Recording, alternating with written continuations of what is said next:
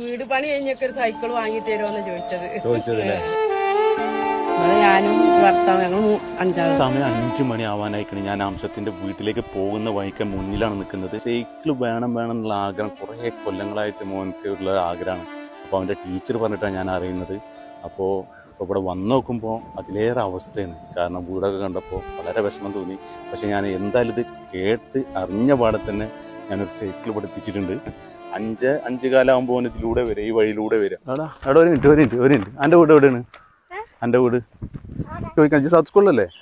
ഞാനെന്താ അറിയാം, ഞാനൊരു പുതിയ സൈക്കിൾ വാങ്ങി, എൻ്റെ മോനക്ക് വാങ്ങിയത് കണ്ട സൈക്കിൾ ചെയ്.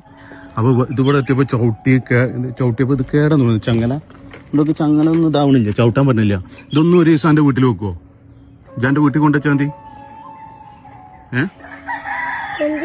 ഇത് കൊണ്ടുവച്ചോ? എൻ്റെ വീട്ടിൽ വെക്കുവോ? കൊണ്ടേക്കൂടെ? എൻ്റെ മോൻ്റെ പേരെന്താ അറിയോ എനിക്ക്? അംസത്ത്. സൗത്ത് സ്കൂളിലാണ് പഠിക്കുന്നത്. ഇടുത്തോ കൊണ്ടേക്കോ? സ്വന്തർക്കാണ്. സ്വന്തർക്കാനാണ്. സന്തോഷം കൊണ്ട് പോണണ്ട. ഈ വീഡിയോ കാണുമ്പോൾ കണ്ണു നിറയാത്തവരാരും ഉണ്ടാവില്ല. ആ കുട്ടിയുടെ സന്തോഷം കണ്ടോ? മാഷാ അല്ലാഹ്.